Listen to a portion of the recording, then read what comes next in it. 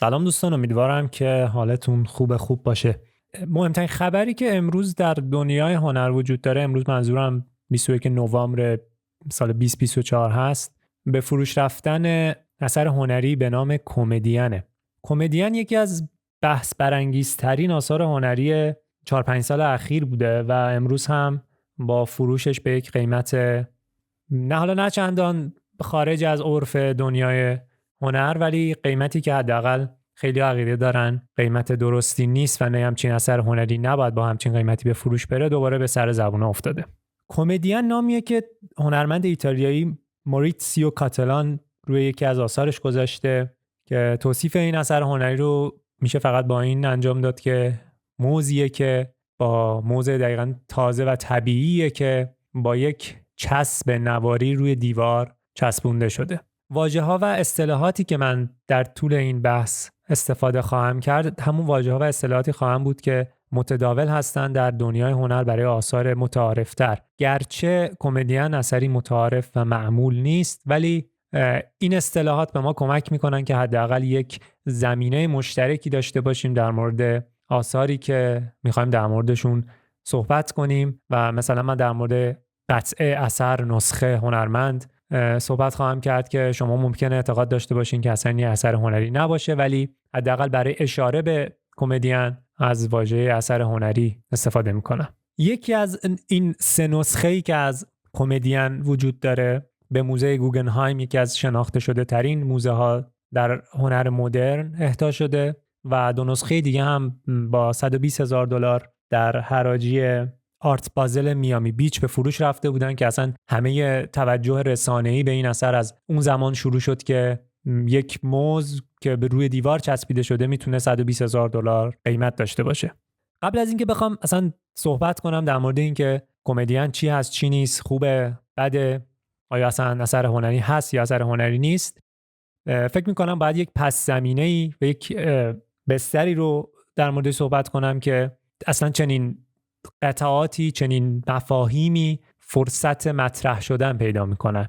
درباره هنر و اثر هنری مباحث برمیگرده به سالهای خیلی دور، شاید حدود 2000 سال قبل، 2500 سال قبل، و جایی به نام یونان باستان افلاطون و ارسطو جزو کسانی بودن که نظریاتشون همین حالا و بعد از 2000 هنوز هم درباره هنر مؤثر هستن و برای بحث‌های هنری از اونها استفاده می‌کنیم. نظریات افلاطون و ارسطو تا رسیدن به قرن 20 نظریات معتبر و تاثیرگذار و شاید تنها نظریاتی بودن که در مورد هنر وجود داشت. از ابتدای قرن 20 اما هنر تنها چیزی نیستش که تغییر می‌کنه. از ابتدای قرن 20 بشر و زندگی بشری چیزیه که دستخوش تغییرات گوناگون میشه. اتفاقی که در قرن 20 میفته این هستش که هنر و هنرمند و نظریه هنری از همدیگه فاصله میگیرن و هنرمندان که شاید قبلا آنچنان در مورد اینکه آیا کاری که میکنن هنر هست یا هنر نیست و اینکه هنر رو در چه جاهای دیگه‌ای میشه پیدا کرد فکر نمیکردن، اما مفهوم هنر و اینکه کار هنری، اثر هنری و هنرمند بودن چه تعریف‌های دیگه‌ای میتونه داشته باشه به جز اون چیزی که در خلال قرون گذشته مورد قبول بوده، میشه چیزی که مورد کنکاش، بحث و نظریه پردازی قرار میگیره. در مورد اثر هنری یک سری ایده های همگانی وجود داره، شما هم احتمالاً باهاش آشنا باشین. برفرض اثر هنری رو معمولاً ما زیبا میدونیم. اثر هنری معمولاً نشون دهنده مهارت و استادکاری یک هنرمند میتونه باشه و البته اثر هنری شکل و جایگاه مشخصی داره که ما وقتی که میخوایم با یک اثر هنری مواجه بشیم به اون جایگاه مراجعه میکنیم. در نهایت هنر توی یک چارچوب مشخصی قرار میگیره که ما آنچنان هم با اون چارچوب بیگانه نیستیم، گرچه خلاقیت یکی از عناصر دیگه‌ایه که ما در هنر دنبالش میگردیم و به هنر اجازه میدیم که خلاقیت به خرج بده، گرچه توی یک چارچوب مشخص باقی میمونه. هنر مفهومی، همون هنری که کمدین که موضوع بحث امروز هست در اون گونه قرار میگیره، هنریه که یه مقدار از این چارچوب‌ها خارج میشه، البته خیلی بیشتر از یه مقدار. هنر مفهومی میاد به این فکر میکنه که هنر در چه جاهای دیگه‌ای به جز جاهای شناخته شده امکان بروز داره، چه اشیاء دیگری به جز اشیایی که ما در خلال هزاره ها به عنوان اثر هنری میشناسیم میتونن یک اثر هنری باشن. مارسل دوشامپ شاید مهمترین اسم و آغازگر هنر مفهومی باشه. دوشامپ یک توالت دیواری مردونه رو برای نمایشگاهی ارسال میکنه که تنها شرط قبول آثار در اون پرداخت حق ورودیه بوده.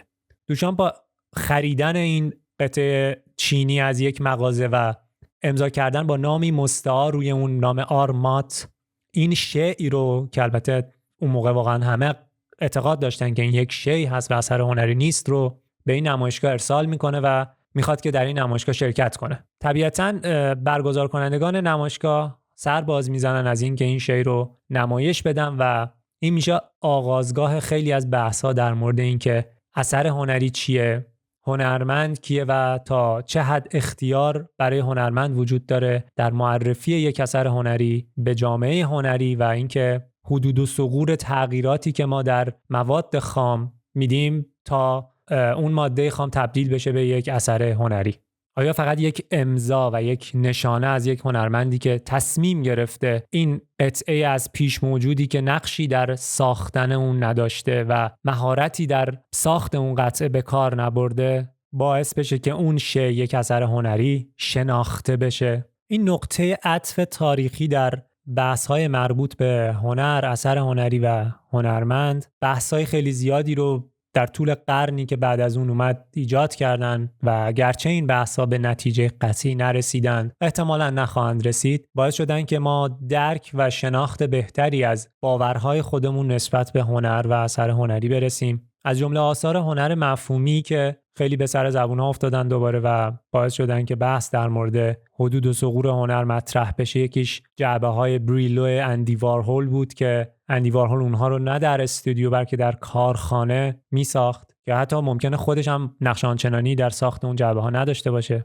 و یه تخت خواب تریسی امین هم یکی از اون آثاری هستش که خیلی مورد توجه بوده و هنوز گاهی به سرخط خبرها برمیگرده. همونطور که در ابتدای بحث اشاره کردم، از ابتدای قرن 20 نظریه و هنرمند شاید آنچنان مثل قبل همراه و کنار یکدیگه نبودن و در بزنگاه‌های تاریخی از همدیگه سبقت گرفتن و همدیگه رو جا گذاشتن. نظریه‌های سنتی زیبایی شناسی و فلسفه هنر شاید آنچنان به ما کمکی نکنن درباره این که بخوایم در مورد کمدین صحبت کنیم. این نظریات سنتی معمولاً از همون اول به ما میگن که نه، این یک اثر هنری نیست و تمام. پس پرداختن به این نظریات سنتی نمیتونه خیلی کمکی به ما کنه که شناخت بهتری از واقعیت‌های جهان هنری پیدا کنیم. یکی از نظریاتی که اون هم در قرن 20 مطرح شد، نظریه‌ای هستش که توسط جورج دیکی ارائه شده و بعد از اون آرتور دانتو یکی از کسانی هستش که خیلی به رشد و بسط این نظریه کمک کرده. نظریه هنری دیکی از این نظر برای این بحث جالب هستش که مفهوم هنر بودن و اثر هنری رو نه یک خصوصیت ذاتی اشیا و آثار هنری و واقعیات عینی، بلکه یک مفهومی میدونه که جامعه هنری و شاید به طور کل جامعه توانایی اطلاق اون رو داره. در واقع این